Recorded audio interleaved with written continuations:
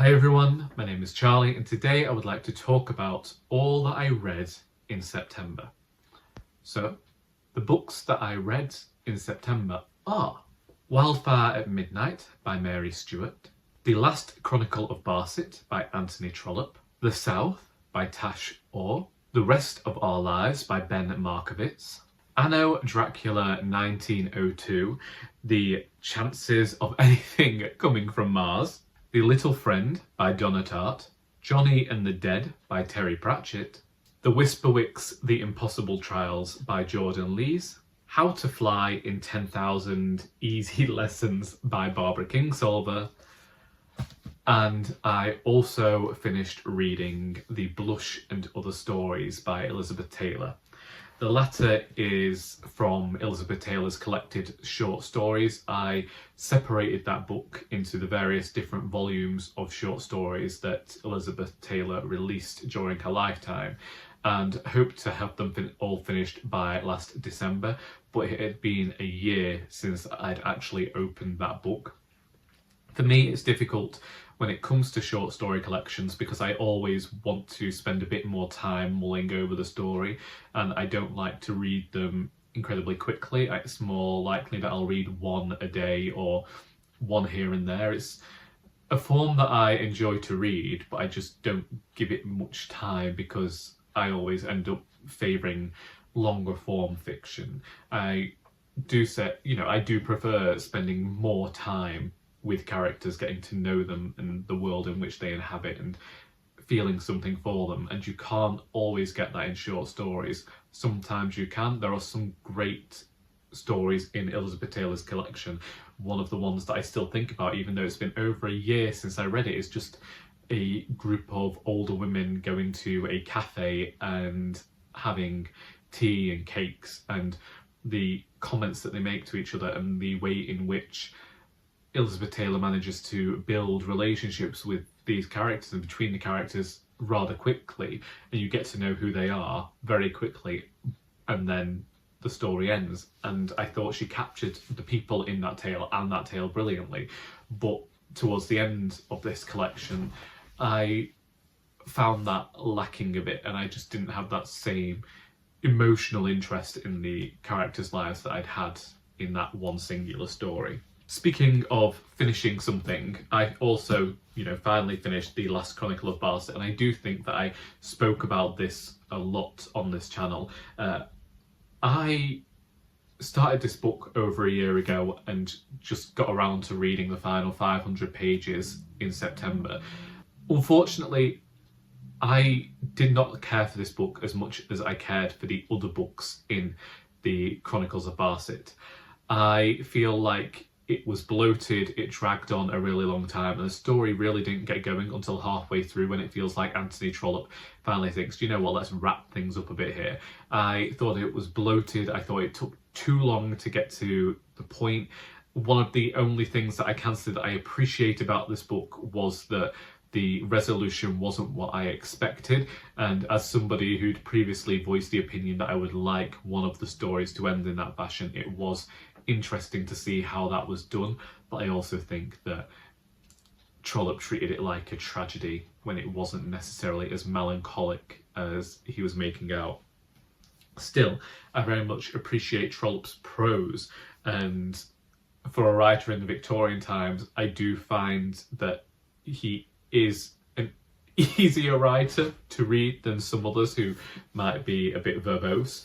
I find his portrayal of characters often realistic, even if it's incredibly frustrating, and that as a reader you begin to feel like these characters are actually real people and share frustrations that other characters are feeling with them. So I did appreciate that, and I still intend to continue reading Trollope in future. I've got some planned for Victorian October, just this wasn't one that I particularly enjoyed. I also read two books from the Booker Prize long list, The South by Tash Aw and The Rest of Our Lives by Ben Markowitz. I believe that I enjoyed The Rest of Our Lives more than other people did, but I have got a vlog detailing my experiences reading these books, so I will share a link to that. The South felt very much like the beginning of a tale to me, and I didn't feel much connection with it and felt like it was incredibly lacking. Meanwhile, The Rest of Our Lives, I am interested to hear what people will think about this book, because my friend Charlie and I had a really good discussion about this, both of us on opposite sides of liking and disliking this book. I wouldn't say that I wholeheartedly adored it, but if I compared it to The South, I would probably be more likely and more inclined to reread it. I feel like the ending lets it down incredibly, and that it doesn't really climb to the ending that we get, and I would have liked it to be a bit more thought out towards the end so that it feels more fully formed.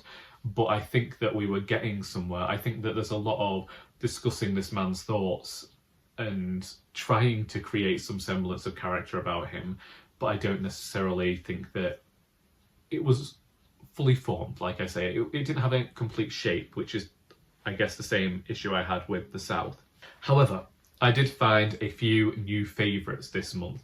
Wildfire at Midnight, The Little Friend and The Whisperwicks could easily be on my top 10 of the year. I don't know whether they will be. I've not looked back over all of the books that I've read this year, but Wildfire at Midnight, despite this cover that betrays it, is an incredibly evocative, atmospheric gothic novel in which the character of Gianetta goes to the Isle of Skye because London is full of people wanting to celebrate the Queen's coronation, and when she gets to the Isle of Skye, it's to discover that young girls are being murdered surrounded by bonfires, that her ex-husband is there, who she immediately begins to suspect of murder, and there are some suspicious goings on, especially when more women who are staying in the same hotel as Gianetta end up going missing and possibly turning up dead themselves.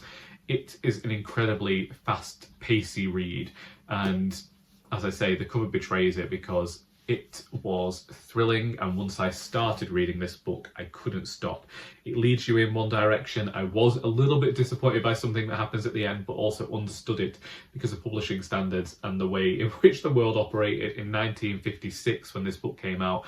I can understand why it had to have the resolution it did, but Wildfire at Midnight is a brilliant tale, and if you like a little bit of nostalgia, a little bit of a thrill, then go to this one. And similarly, I've only recently talked about The Little Friend and The Whisperwicks, but I will leave links to last week's discussion of these books in the description below.